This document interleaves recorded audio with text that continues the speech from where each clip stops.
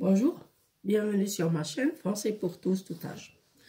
Aujourd'hui, on va commencer la préparation à l'examen normalisé pour les élèves de 3e année collège. Et on va commencer par un texte. On vous donne toujours un texte avec des questions de compréhension. Pardon.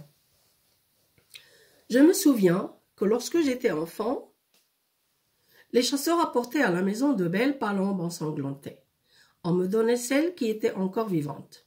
Je les soignais et réussissait à en guérir quelques-unes. À mesure qu'elle reprenait de la force, elle devenait triste et refusait de manger. J'avais donc pris l'habitude de les relâcher.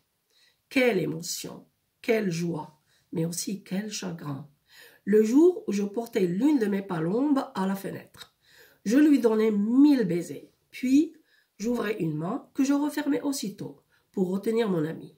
Je l'embrassais encore, les yeux pleins de larmes. Enfin, après bien des hésitations, je la posai sur la fenêtre. Elle partait avec un petit cri de joie, et quand elle avait disparu, je me mettais à pleurer. Je vous relis le texte. Je me souviens que lorsque j'étais enfant, les chasseurs apportaient à la maison de belles palombes ensanglantées. On me donnait celles qui étaient encore vivantes. Je les soignais et réussissais à en guérir quelques-unes. À mesure qu'elle reprenait de la force, elle devenait triste et refusait de manger. J'avais donc pris l'habitude de les relâcher. Quelle émotion, quelle joie, mais aussi quel chagrin. Le jour où je portais l'une de mes palombes à la fenêtre, je lui donnais 1000 baisers. Puis, j'ouvrais une main que je refermais aussitôt pour retenir mon ami. Je l'embrassais encore, les yeux pleins de larmes. Enfin, après bien des hésitations, je la posai sur la fenêtre.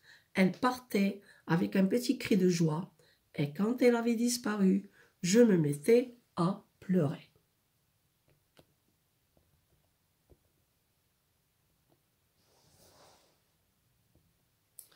Bien, maintenant on va passer aux questions de compréhension du texte. Et il y a toujours des questions qui concernent la compréhension du texte. Alors la première question qu'on vous donne ici, et on peut vous donner ce genre de questions, parmi les titres suivants, choisissez celui qui conviendrait au texte. Donc, on vous donne 3 titres et vous allez choisir celui qui va être plus valable pour ce texte. Le premier titre, les chasseurs. Le deuxième, souvenirs d'enfance. Le troisième, les palombes soignées. À votre avis, quel est le titre qui convient? Rappelez-vous le texte, il commence par « Je me souviens que lorsque j'étais enfant ». Oui, c'est la phrase qui nous propose plutôt le titre « Souvenirs d'enfance ». Donc, on va mettre pour la première question, le titre « Souvenirs d'enfance ». Voilà le titre. Et on passe à la deuxième question qui dit « Que faisait l'enfant des palombes qu'on lui donnait ?»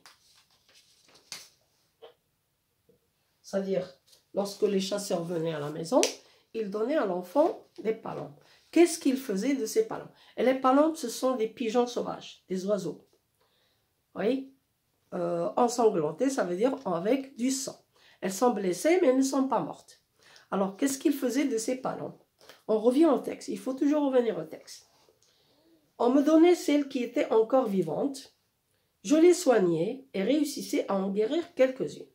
Donc la réponse, oui, il les soignait et réussissait à en guérir quelques-unes. Alors on va dire, il les soignait et réussissait à en guérir.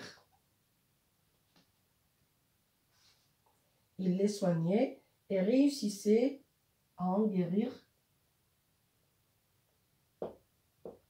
quelques-unes.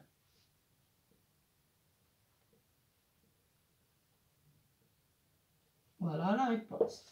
On passe à la question suivante. La question dit Et à chaque fois qu'on lit une question, on revient au texte. Pourquoi les relâchait-il ensuite? Donc, il les soignait, il les guérissait, puis après, il les laissait partir. Il les relâchait. On revient au texte. À mesure qu'elle reprenait de la force, donc elle devenait de plus en plus forte, elle devenait triste et refusait de manger. J'avais donc pris l'habitude de les relâcher. Pourquoi est-ce qu'il les relâchait? Oui, il les relâchait parce qu'elle devenait triste et refusait de manger. Donc, on va mettre la réponse. Il les relâchait. Oui. Parce qu'elle devenait, d'après le texte, elle devenait triste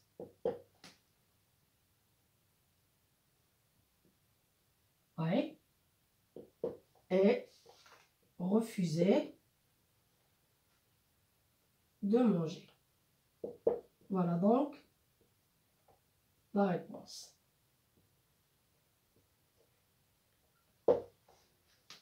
Il les relâchait parce qu'elle devenait triste et refusait de manger. Et on passe à la question suivante.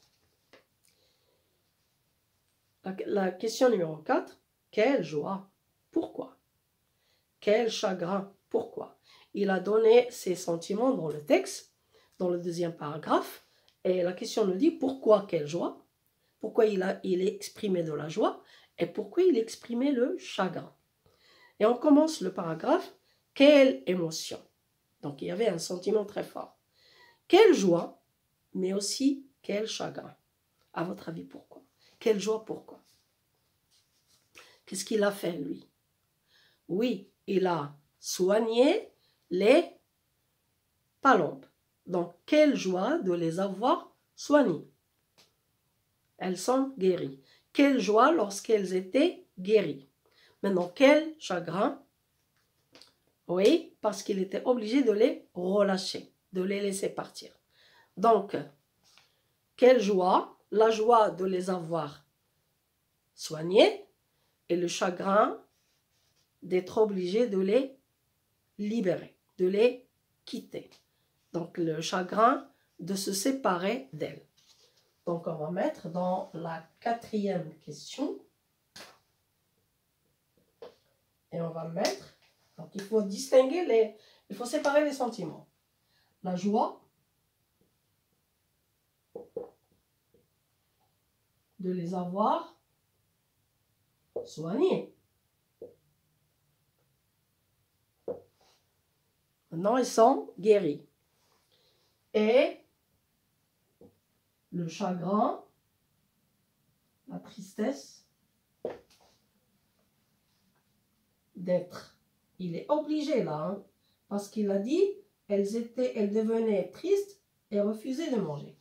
La tristesse ou le chagrin d'être obligé de s'en séparer. C'est-à-dire de se séparer de ses parents. Donc la séparation. C'est le chagrin de la séparation. Et on passe à la 5e question. Pour la compréhension d'un texte, il y a très souvent 5 questions. Donc il faut bien lire le texte et répondre. La 5e question dit « Relève les phrases qui montrent que la séparation entre eux, c'est-à-dire entre les palombes et l'enfant, est dure. » Les phrases qui le montrent. Donc là, on va lire la fin du texte.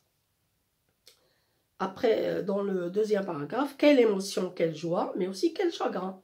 Le jour où je portais l'une de mes palombes à la fenêtre, parce qu'il va les libérer. Je lui ai donné 1000 baisers. Puis, j'ouvrais une main, que je refermais aussitôt. Donc, il ouvre la main et il la referme. Pour retenir mon ami, je l'embrassais encore, les yeux pleins de larmes. Enfin, après bien des hésitations, je la posai sur la fenêtre.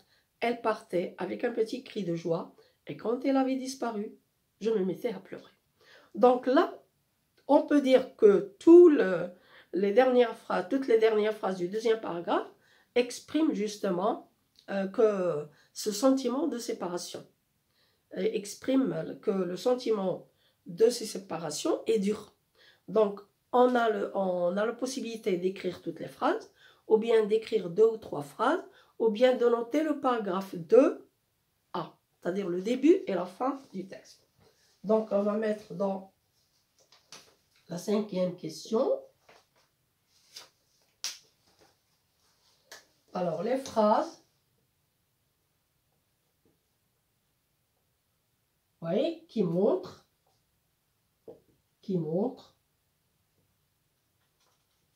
que la séparation, c'est-à-dire la séparation entre l'enfant et les parents, est dure,